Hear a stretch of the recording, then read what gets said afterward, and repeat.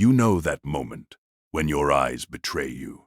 You're in a meeting, or watching a commercial about a dog finding its way home, or someone says just one sentence in that tone, and suddenly your throat tightens.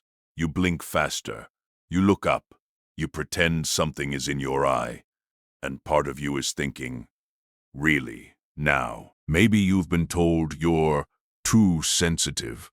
Maybe you tell yourself to toughen up, or maybe you quietly admire how easily other people seem to keep it together, while you're over here tearing up at a piano chord. But what if I told you something? What if crying easily isn't a flaw in your wiring? It's a feature. Not just any feature. One that reveals how your mind processes emotion, meaning, and connection at a deeper level than most people realize, because behind those tears isn't weakness. It's psychology. And once you see it, you might never look at yourself or emotional people the same way again. Let's start with a familiar scene. You're watching a movie with friends. Everyone's relaxed. Popcorn, casual commentary. Then a character finally gets the apology they waited years for. The music swells, and there it is. Your chest tightens. Your eyes gloss over. You feel it before you can stop it. This is the first kind of easy crier, the deep emotional processor. People like this don't just watch moments. They absorb them.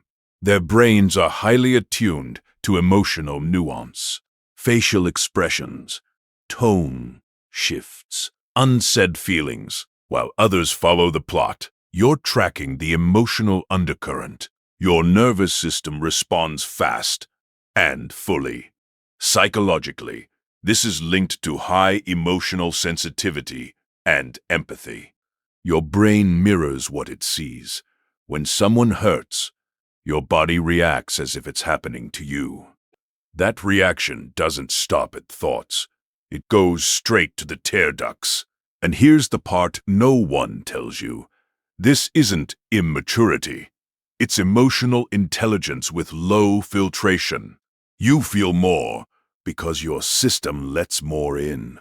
If this is you, you've probably been the friend people open up to. You get it without needing a long explanation. But you've also learned to apologize for crying, even when it's simply your nervous system responding honestly. Then there's another scenario, a very different one. You're not crying during the movie. You're fine, stoic even.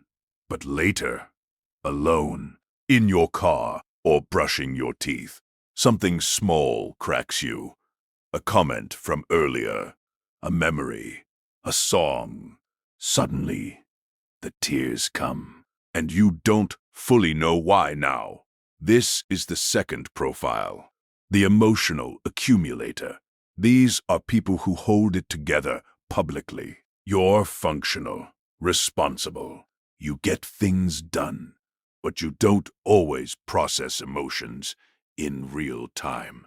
You store them, stack them, postpone them.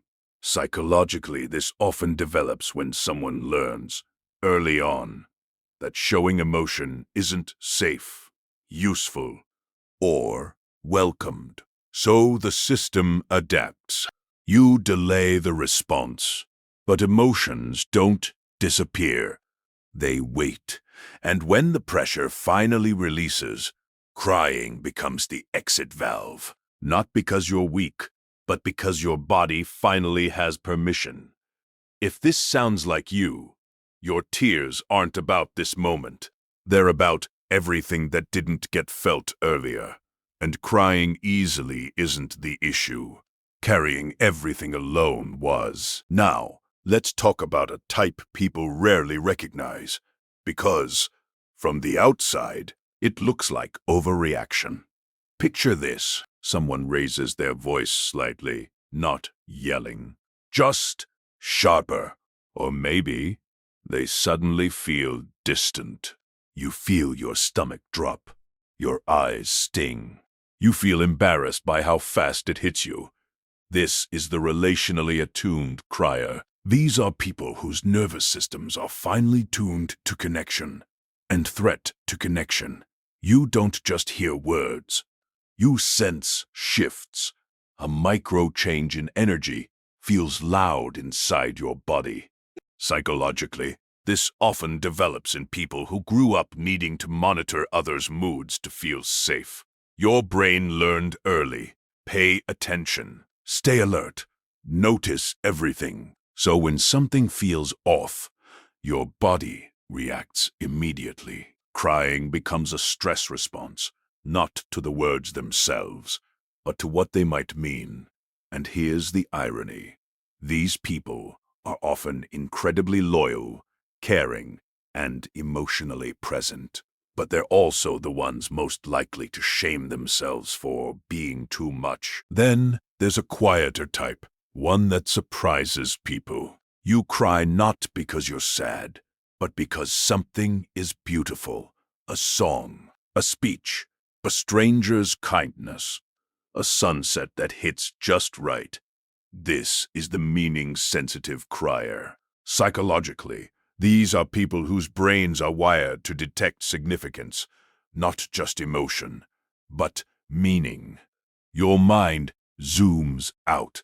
You feel the weight of the moment, the fragility, the humanity of it all. Your tears are a response to awe, to resonance, to the feeling of, this matters. Research links this to high openness and deep cognitive emotional integration. In plain terms, you don't skim life. You feel it in high resolution. And in a world that moves fast and stays numb, that can feel lonely, or embarrassing, or inconvenient. But it's also rare. Now, here's the twist. Most people never consider. Crying easily isn't about lacking control. It's often about low emotional suppression. Many people don't cry because they've trained their systems to shut it down. They disconnect, distract, intellectualize, push through. So, the absence of tears doesn't always mean strength. Sometimes, it means disconnection from internal signals. Your tears, they mean your system is still communicating with you, loudly, honestly. Of course, context matters. If crying feels overwhelming, uncontrollable, or tied to distress that interferes with your life, that's worth support. But for many people, easy tears aren't a problem to fix. They're a language to understand. So, if you've ever judged yourself for crying too easily, pause for a second. Ask yourself, what am I actually responding to? Connection, meaning, accumulated pressure, emotional nuance. Because when you listen closely, your tears are telling a story about how deeply you feel, how much you notice, how alive your emotional system really is. Maybe it's you. Maybe it's someone you love. Maybe you're seeing them differently now. So which one felt familiar? And what would change if instead of fighting your tears, you learned how to read them? If this landed for you, sit with it. Let it echo a bit. And if you want to explore more of the quiet psychology behind everyday behaviors we rarely question, you know where to find this channel.